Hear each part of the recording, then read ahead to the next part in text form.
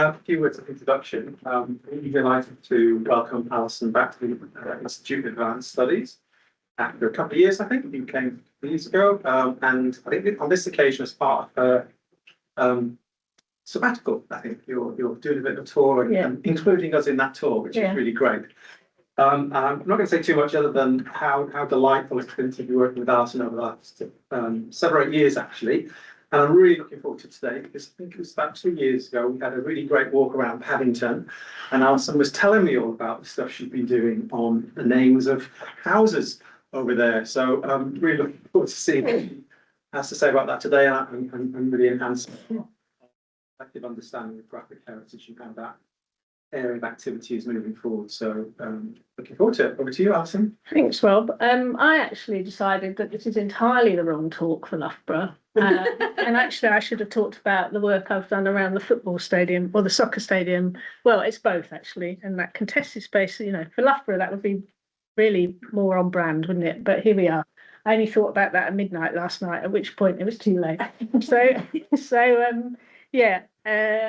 Before I go any further, actually, where do I need to point that at? There? Oh, you'll need to use the mouse if you want to. No, just to forward it on. Oh, there we go. Yeah, I guess firstly, before I go any further, I just want to acknowledge that I guess the research that forms the basis of this talk was undertaken in unceded Gadigal land in the place that's now known as Paddington in Sydney, Australia.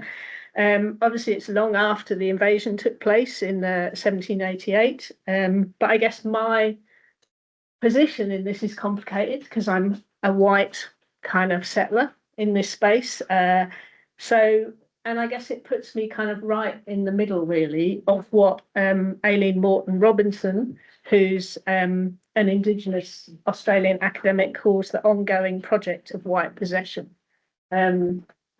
So certainly in kind of contemporary understandings of the sort of settler colonial project, as it's not finished, it's not over, it's still kind of ongoing. So, you know, I wanted to kind of speak to that first. But anyway, I can't make this go forward. There we go.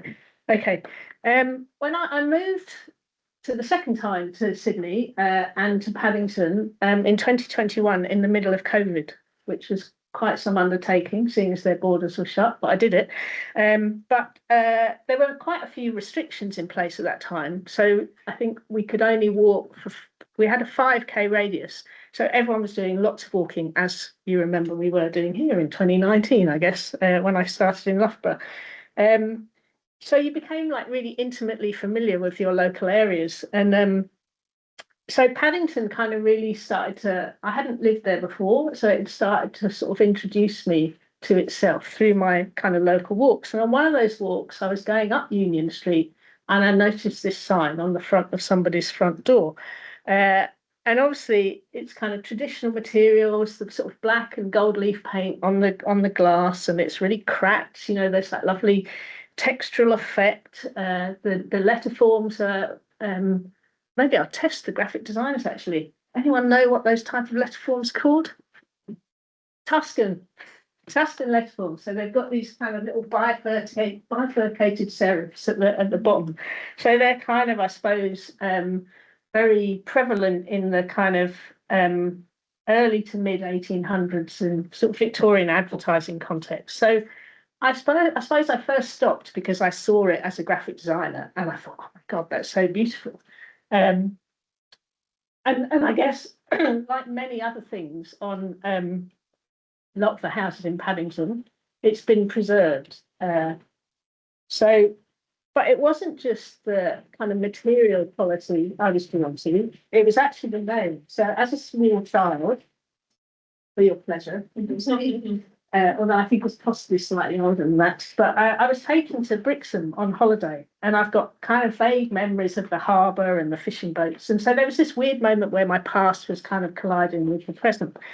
But then it was happening in other ways as well, because I'd previously lived in London, so Paddington obviously resonated, but I'd grown up in Cambridge. So again, there was this weird thing about my personal geography. So I moved into a house on Norfolk Street when I first moved to Paddington, but I'd also lived on Norfolk Street in Cambridge. And then down the bottom from Norfolk Street, opposite, just across the road, was Cambridge Street. So there was this kind of strange sort of thing going on. And the more I kind of walked around Paddington, the more I saw house names and street names that kind of held stories, not only for me, but obviously held stories about other people, the place, about heritage, that kind of thing. But obviously that sort of narrative, particularly the street names, was kind of written as part of that settler colonial project. But its foundational language, I guess, is kind of coming at us through the material sort of form of the street and house signs, and therefore through this idea of sort of toponymy and graphic heritage. But I guess this is a story that isn't just rooted in my nice memories. It's about politics and power. And they're not stories, like I sort of intimated at the beginning, that are consigned to the past. They're kind of shaping place in the present and continue to do so. So they're kind of as relevant now as they ever were. So I guess I'm kind of focusing on two questions that run through this. So this is actually a book chapter that I'm writing, and the idea for the book actually came off my period of the fellowship last time I was here. So it's different case studies around the idea of urban graphic heritage, people, politics, and place. So the two questions in this chapter, I guess, or in this talk, are kind of, what stories do the street and house names of Paddington tell us about place, power, and heritage, and why don't we always notice these? And I think the answer to the second question about not noticing things is really rooted in design, but in actually quite diametrically opposed ways between the street signs and the house signs. And paradoxically, I think for the house signs, it's about kind of their beauty and their effect on us that they hide. So they're actually hiding in a really almost overt way that I can see. So they're not around the sort of function and the legibility that the street signs are. So they sort of do their hiding through a very different kind of logic. But for those people that don't know, so Paddington this is kind of Paddington here in this area. It's about 4 kilometres from modern day Circular Quay. So if anyone's been to Sydney, Circular Quay is up there, and that's the Opera House, just on that little point there. Which I guess if you've been there as a tourist, you've probably been there. Or Sydney Cove, as it was named in 1788 by Captain Arthur Phillip, or Warran to give its Aboriginal name. The suburb's northernmost tip ends at now what we call Rushcutters Bay, which is kind of this little bit here. So that sits on the edge of the harbour, and this and the surrounding area was used by the Gadigal people for fishing, hunting, and gathering. And you probably know, but just in case you don't, the settler colonial project kind of used the principle of terra nullius, land that's kind of said to belong to no one, to claim what we now call Australia as their own. And then essentially in the process of white possession, they systematically dispossessed, murdered, raped, and incarcerated the original owners of the land.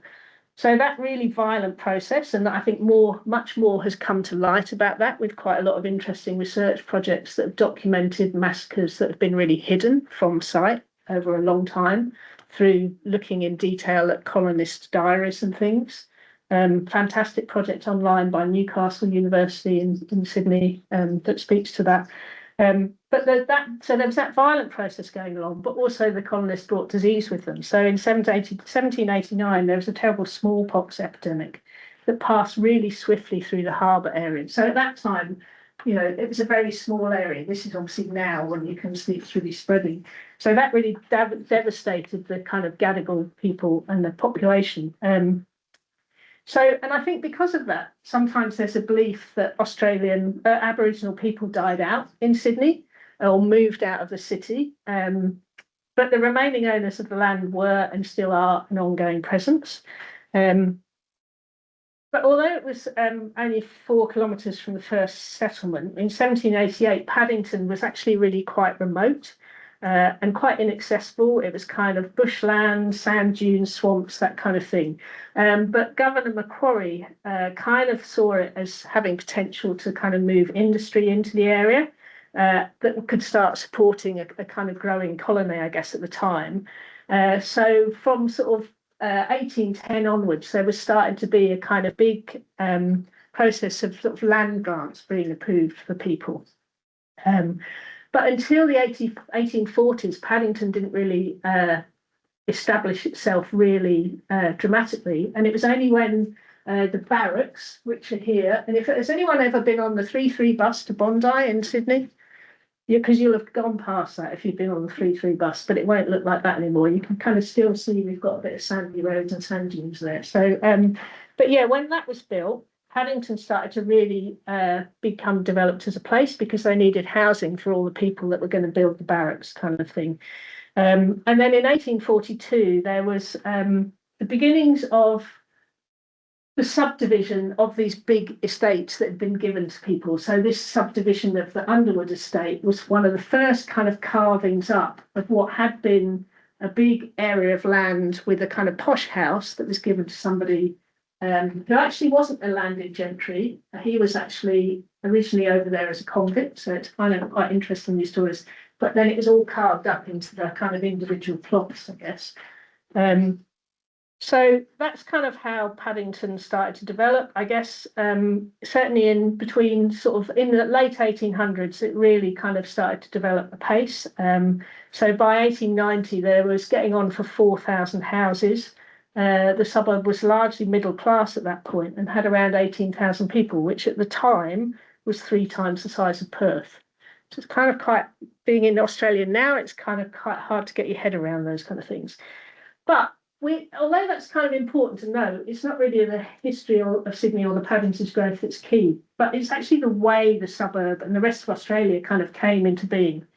So as part of the process of subdivision, they actually had to sort of think about, well, if we've got streets, what are we going to call them, basically? So there's lots been written about the role of urban planning in relation to the success of colonisation. Paddington streets, actually, some of them, these look very ordered here, but a lot of them kind of follow the contours of the land and actually reflect the position of the early land grants. So it's actually been described as a bit of an accidental suburb in that respect, so it's not fully planned.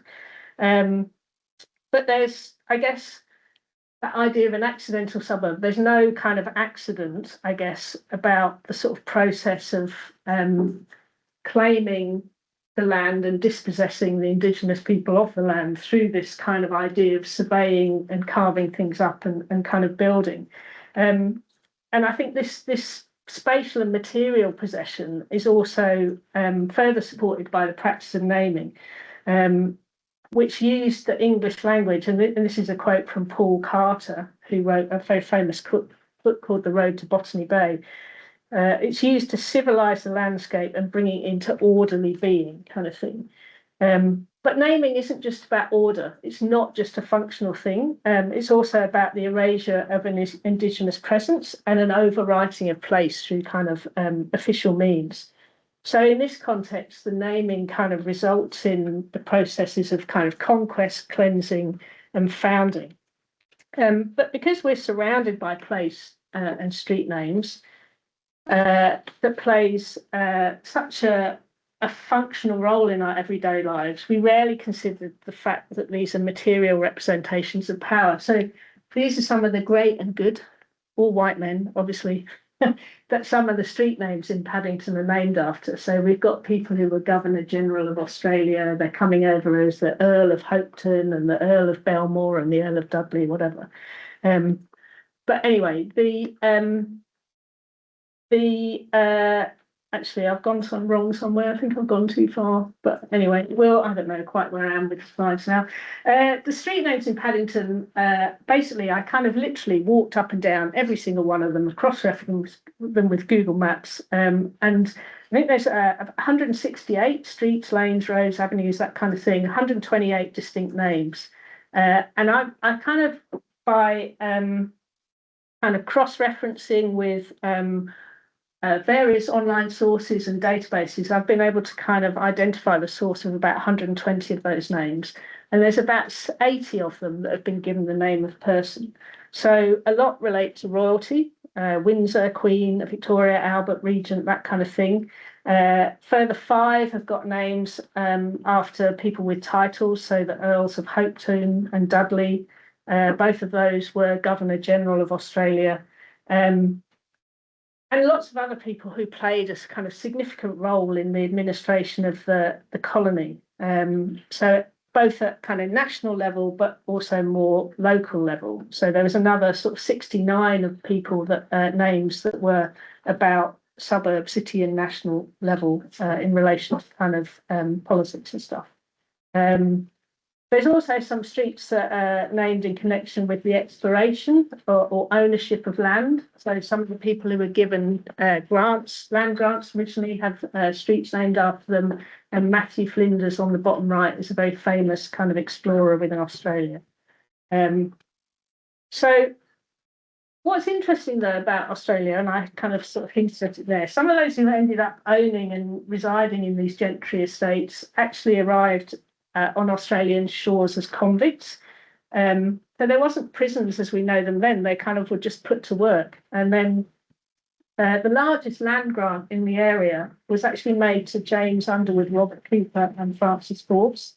So they'd all been transported to Australia as convicts and they set up a distillery in Paddington. So this is Robert Cooper here. You can see what naughty things he did. Something, you know, receiving stolen goods, 10 bales of silk and 2 cases of ostrich feathers. So he was shipped over in 1814. He was originally sentenced to 14 years, but actually by 1818, he'd received a conditional pardon. So he's got a street named after him in Paddington, and this is his house that he lived in, which is probably about 5 minutes up the road from where I live. Originally called Ormond House, but he bought it off someone and renamed it Juniper House because of obviously his being involved in the distillery.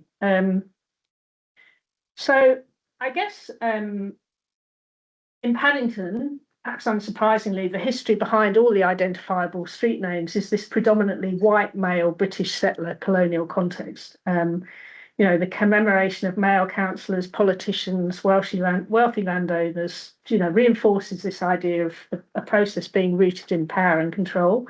Those that are commemorated are powerful and are able to either take part in the decision-making process of who is commemorated or indirectly influence it.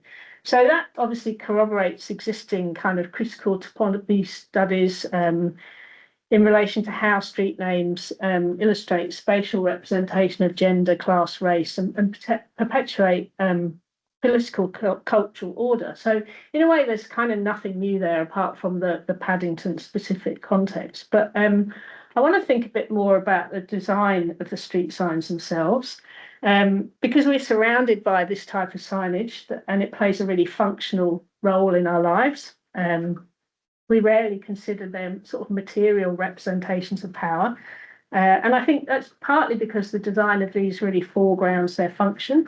You know, it's all about readability from distance, specific typefaces chosen for their clarity. So the street names in Paddington use Univers, which is a neo-grotesque sans serif face designed by Adrian Frutiger in 1957. And I guess it's sort of characterized by this sort of modernist drive to strip everything of decorative elements and sort of really focus on this idea of a rational form that can communicate without any kind of bias in conveying information. So there's this idea of such fonts like Helvetica and whatever as being neutral, but obviously design writer Robin Kim Ross has kind of challenged this as a rhetoric of neutrality several decades ago. But I think there's no doubt in the context of street signs, this sort of systematic approach, the sans serif ubiquitous, does kind of contribute to its ability to primarily be perceived as a functional thing. And I guess what happens as well, that something that once existed because of a particular moment in history or a particular person becomes a signifier about a place and how to get somewhere, rather than that kind of history and ideology.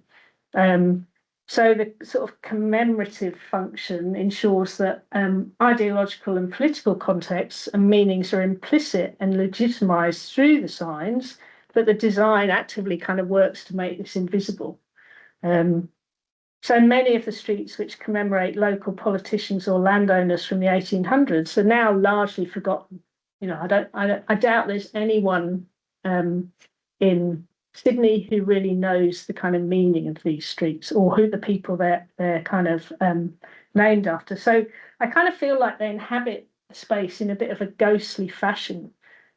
So you can kind of sense there's something there, but it's kind of really inaccessible in terms of the sort of specifics of it. So there's this kind of sort of connotative shift within the street names from their original commemorative function to their kind of more modern day locative function, I guess. So they are definitely kind of hiding in plain sight, I guess. But again, that's not really new ground, I suppose. But as far as I'm aware to date, there's been no focus on house names in relation to the critical toponymy literature. So I think they've really escaped scrutiny. I'm not sure why, because they're definitely right there in our spaces. They're hidden in kind of plain sight again. And they definitely had initially a locative function, because before, certainly in the early 1800s, when a street was built, there wouldn't be a full set of houses. So they would start off with names, and then as the street infilled, houses would get the numbers as well, because they weren't always built from one end to the other, because it depends on what builder had bought what plot of land or whatever. So they're kind of playing both a locative function, but in a lot of cases, they also have a kind of commemorative function. And obviously when numbers kind of really came in, the street was filled, they retained that kind of commemorative function, I suppose. So it's sort of almost diametrically opposed to the process the street names go to. They're obviously commemorative in the first place, and they shift to locative, but then these lose their kind of locative function and just become about what the house is called. You know, you don't actually say, oh yeah, come to my house, I live on Warwick on Cascade Street, because people are like, what do you mean? Like, give me a number, give me a postcode, whatever. Anyway, this was where kind of my COVID walking really came into being. So I literally walked up and down every single street and noted down the street house names in a little notebook. And there were 315 of them in Paddington. So I did do some photography, but unfortunately I've left a lot of that in Sydney. So you're working off some things I had on my phone, so apologies for that. But basically, most of the houses in Paddington are Victorian. So many have a sort of transom window across the door, which is like this example, sort of top left, that is often uses stained glass or etched glass, or sometimes painted. Many of the larger houses feature kind of decorative architectural lettering. They have sort of big parapets that maybe have a name featured on there. And I guess it was these kind of decorative elements were a real feature of that Victorian architecture in that time. I suppose this idea of kind of this unwavering faith in the empire, a kind of pride in material progress, and a sort of, I guess, a desire to display your wealth in terms of how you could decorate your house and give it a kind of fancy name and all the rest of it.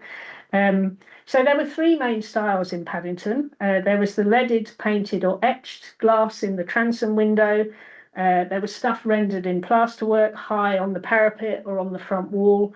And there was then a small sign positioned somewhere would be the third one. There was a couple of outliers to that. So the sign would sometimes be on the door in Brixham's case, or more usually to the sort of side of the doors.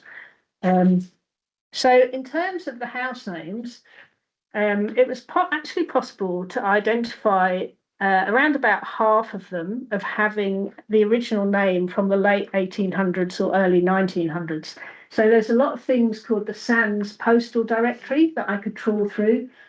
So you can see Stafford Street here. So this is what I mean about sometimes there'd be numbers at some point, but other times, because the house hadn't been fully completed, there would be lots of names listed as well. So trawling through lots of those and searching for references to house names in Trove, which is a really great newspaper database in Australia. I could kind of find lots of examples. So that doesn't necessarily mean the other 173 are not original, because as the suburb got more developed, the need for house names wasn't, as for a locative sort of perspective, wasn't necessary. So as you go further through the Sands directory, the house names are not included, the numbers are included. But I think ultimately I've got about 239 names that were categorized and about 77 that remain impossible to kind of define really, because I just don't know what the word means or whether it refers to a place or whatever. I can't find any kind of reference to it, even just by Googling. But it's interesting. So 110 of them, of the 239, refer to places beyond Australia. Unsurprisingly, 76 of those refer to places in what was then Victorian Britain. 44 of those 76 reflect places in England, like the length and breadth of the country. 18 reflect Scottish place names. So we've got Islay there on the left in the middle. We've got 10 reflecting Irish place names, and I haven't got a picture of it, but there's certainly one that's called Derry House. So if you think about today's borders, there's I suppose, an indication there that about potentially Irish nationalist leanings of that person by choosing to say Derry rather than Londonderry, which is kind of interesting. We've got 4 Welsh ones.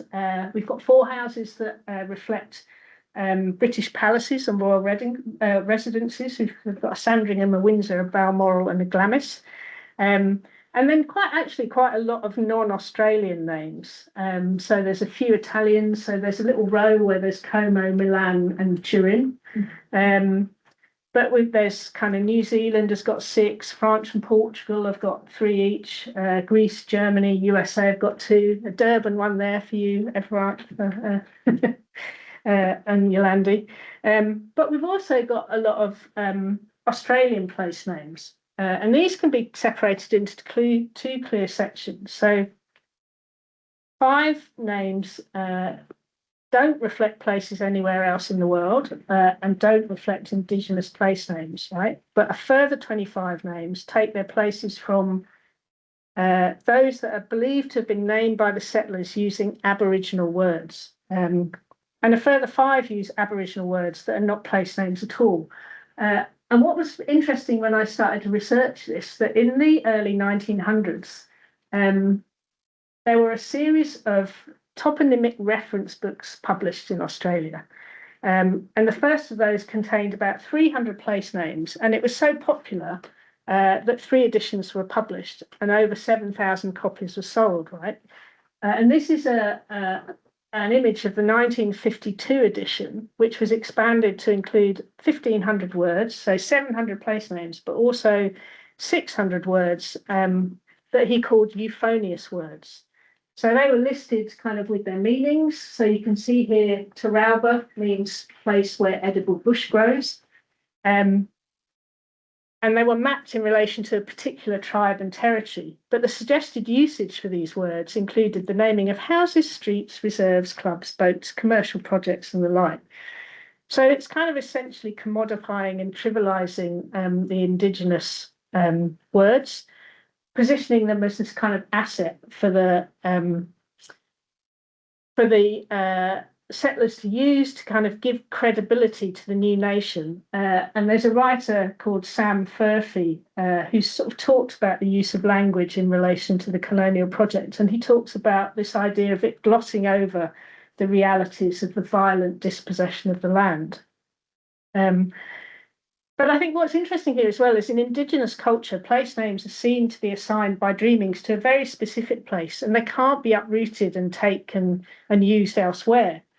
So the fact that the settlers not only repurpose Aboriginal place names, but also transplant and repurpose their own place names from Britain kind of positions them as the real weird kind of place name nomads in this context. So they're shifting from place to place and taking names with them that kind of belong somewhere else, and then they move with them, kind of thing. But I guess what was happening here was this, particularly the use of Indigenous words and place names, was ultimately kind of used to sort of establish a sense of history and possession. And these books in particular are sort of part of a further strategy of kind of legitimizing settler colonial control and an ownership of country through the appropriation of Indigenous culture. So they're kind of trying to root it in the Indigenous culture and give it credibility, but obviously just appropriating that. So there's a house name in particular that really brings that together quite clearly. So the house on the right, which is called Cooey. So Cooey is a kind of really loud extended call used to attract attention or find someone out of sight. So it's like Cooey, kind of like that. That's a really bad example. You could probably do it much better than me. It's a bit more high pitched.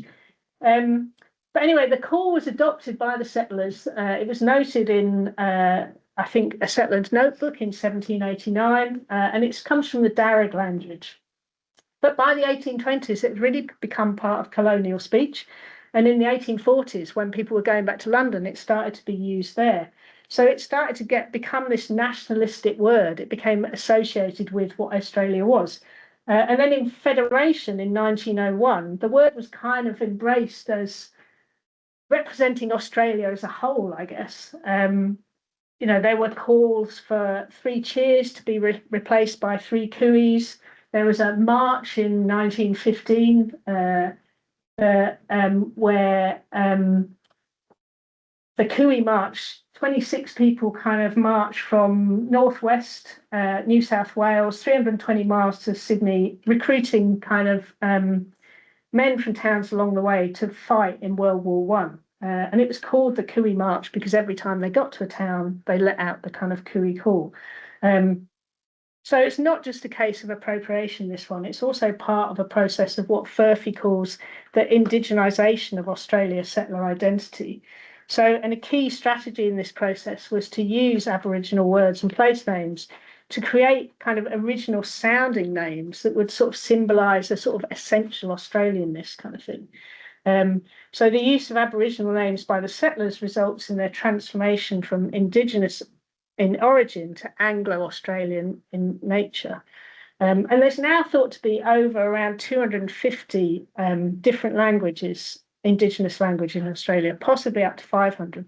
So this not only alters a word's meaning permanently, it also results in the hundreds of Aboriginal languages being distilled into kind of one uniform Aboriginal identity. So again, it kind of further contributes to that erasure of Indigenous culture. I kind of think house names might have possibly escaped scrutiny because house naming isn't the province of a local governing body. It's usually an individual personal decision. And it's potentially also because there are just too many of them to contend with, right? I spent a lot of time noting those house names down. But I think also the answer lies in design, but in a really different way to the street names. So, we've talked about street names being taken for granted and escaping sort of scrutiny in everyday life and hiding in plain sight because of their located function and their design. So with that emphasis of functionality. But in Paddington, the house names, I guess, are designed to kind of emphasise their visual and decorative form. The stained glass uses a wide range of colours, decorative typography. The etched glass often has beautiful flourishes. The painted glass has got the gold leaf and the contrasting drop shadow often. And the architectural lettering is, very proudly sort of displayed on the top of parapet and often has lots of decorative features around it. So there's a real kind of sense that the visual and material aspects of the graphic in graphic heritage are really foregrounded here, along with the kind of craft and execution. And that's like really absent, I guess, in the street names in that overt way. But I would kind of argue that this overemphasis on design and aesthetics and materiality that makes them kind of clearly visible in the urban environment has been kind of resulted in them, I guess, just being read simply as part of this authentic Victorian heritage architecture within Paddington. And so their sort of role in this settler colonial project, that in part is about overwriting and taking of place, remains kind of hidden. So, but unlike the street names, where they're hidden because of their functionality, it's almost like the beauty that obscures their role. They kind of take their place and play their part in the way the built heritage of the white left settlers has come to be celebrated. And they're seen as what Australian academic Wendy Shaw calls desirable remnants of the colonial past. So their ability to foreground the aesthetic highlights an inability to connect this built heritage with the process and practice of settler colonialism. So it's almost like a process of disavowal. We kind of see the material evidence of the settler colonial project in front of us, but we don't really acknowledge it. So this focus on aesthetics also suggests a kind of romanticising of the signs. Particularly in winter at the moment, the stained glass windows in the evening, they cast this kind of really warm glow when the light's on in the hallway. And you almost get a kind of triggering of a sort of affective response that's all about, you kind of see them and you think, or you sort of imagine the warmth inside of the home and the family and this kind of idea of belonging and, this kind of like sense of maybe your own home in the past, and then it kind of, I guess, takes you back to the sort of home of the original settlers. And I think there's a lot written about the connection between ruins and romanticisation, change and traces of change in everyday sort of spaces, and this idea of ghosts in the past encountered in the present. And I'm not saying these houses in Paddington ruins, they're absolutely not there. They're gentrified up to the max kind of thing. But I think the use of the traditionally crafted house names and the architecture more generally reflect a particular time that comes with a sense of age. And I think with age kind of often comes a sort of misty-eyed nostalgic affection that this kind of provokes, I guess. And I think this temporal dimension operates in a particular and quite selective way. It kind of shuttles between our experience of heritage in the present and then in the Victorian era in which Paddington was developed. And for those whose family migrated to Australia, and specifically those who came in the Victorian period, this inevitably encompasses an imaginative journey that foregrounds those who've arrived as part of the settler colonial project. So by extension, this negates any reference to the indigenous owners of the land and the process of invasion. So the seemingly distant past of 100 or 150 years ago that you look at in these photos is a kind of mere moment in the 65,000 years or more that indigenous people have lived in Australia. So the way link between these examples of graphic heritage and the settler colonial development of Sydney kind of probably further enables a belief that Aboriginal heritage or traditions are pre-colonial and therefore kind of almost prehistoric. So this kind of process of denial effectively leads to the production of what Glenn Coulthard calls an urbs nullius. So not a terra nullius, but an urbs nullius. So this is the idea of urban space that's perceived as empty of Indigenous people, but somehow separate to country. And that's country with a capital C. So urban country could never actually not be anything but country, because in an Aboriginal context, country is not a particular place or environment. It's not the bush kind of thing. It's everywhere. And countries are like a living entity that encompasses all land, all water, all humans, more than humans, all the tangible and intangible. So you can't, it's kind of, it doesn't kind of work in that respect. And also, I mean, it's an area I didn't get into, you can't own country. So actually this process of subdivision and naming, and my house is called this, goes completely against the idea of country. But there's also a multi-locational aspect to both the street and house names that reflect places outside of Australia. Names like Ascot or Milan overwrite a single Australian place with a multitude of towns and cities across other countries. So when I was walking around, it almost felt like I was in some weird situationist derive, where I was kind of walking in a place that was Australian, but I had a map that kind of was taking me across the world kind of thing. But I guess, although it sort of suggests that you could have this really derive-like experience, I think what happens in Paddington is the fact the names are from largely colonial times. They reinforce the settler colonial project rather than challenge it. You know, derive and the situationists were all about challenging space, but I think here it kind of reinforces that really. And I think, you know, the majority of street names lose their meaning over time, but the geographical place names, I guess, retain their relevance because they're still in use today. We still know what Ascot is if we're English, but we probably don't know who Mr. Vialou was, who was an alderman in Sydney, that named a street. So there's this really continuing presencing of the settler colonial project, even though it's rarely noticed. And I think in Paddington, there's God, I'm rubbish at timing again. Look. You're fine. In Paddington, there's a doubling of dispossession at play, one in which the graphic heritage of the house names plays a critical role. So in using names of places from outside Australia and in using Aboriginal words to overwrite place, we've seen that this results in multiple ways in which the settler colonial project is simultaneously masked and reinforced. So while Indigenous culture is consigned to kind of prehistory and absent in the contemporary urban world, but the house names that retain the original design and beautifully crafted add to this process in a further material way. So the origins of house naming functioned in the same way as a coat of arms, albeit at a humbler level, a kind of signifier of rank, I guess. So the house names don't just evidence ownership, but they're also a kind of statement of power. You know, if you had the money to put something like this on the top of your house, it kind of acts as that sort of Borgesian idea of symbolic capital. And property, and by extension, by ownership, is one way in which settler colonial persists. Colonialism persists and continues to create its spaces in the present. So unless a settler colonial city is being analysed from this perspective, the traces of that remain hidden and the continued impact of both power and place is similarly obscured. So you kind of reinforce this idea of urbs nullius. And in Paddington today, the process of gentrification has kind of reached extreme proportions. So a relatively small two-bedroom terrace house that was sold for $42,000 in 1985, sold at auction for $3 million in 2025.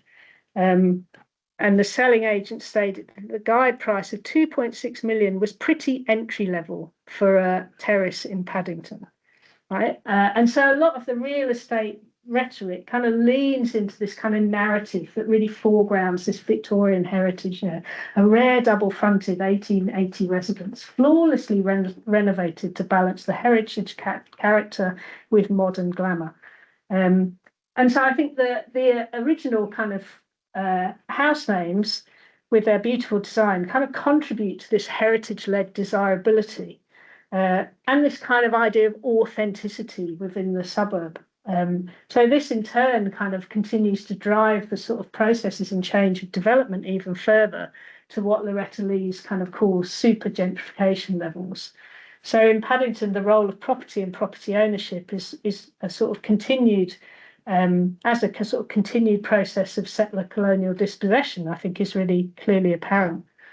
So I guess coming back to the Brixham sign, for me, that first triggered sort of nostalgic memories of family holiday in Devon. But actually, when I think about those, they were probably not very true memories anyway. They were kind of imagined. I imagined this lovely family holiday, but I think my mum hated being in a caravan. She hated the beach. It was probably a disaster, but I can only remember the nice bits. But it kind of transported to me that time and space. And I think along with many of the other original examples of house names in Paddington, Brixham plays its part in kind of creating this these beautiful heritage streetscapes that are now really protected as part of heritage conservation work in the area. And I really appreciated that sign for its aesthetic value and the use of craft and that visual kind of language that was rooted in a very particular moment of design history. But I guess when I started to look into this more deeply and when I started to write the chapter, those nostalgic kind of romanticized memories and this focus on design and heritage have been kind of tempered and challenged by a greater understanding of the processes and practices of violent settler colonial dispossession that began in 1788. So both the street signs and the house name signs are complicit in that project, and they both seek to kind of overwrite and take space. And the settler colonial process project and process of dispossession is not a historical event. It continues to unfold in the present in a myriad of different ways. So, you know, while it's super beautiful and it adds to this idea of a beautiful heritage area, it continues to do that work of the settler colonial projects. And I think once, for me, certainly once I've revealed that or understood that connection, it then actually becomes really difficult to unsee. Sorry, that's very dark and bleak, isn't it? Anyone wants any references of things that I had in there? There's a little list of references there.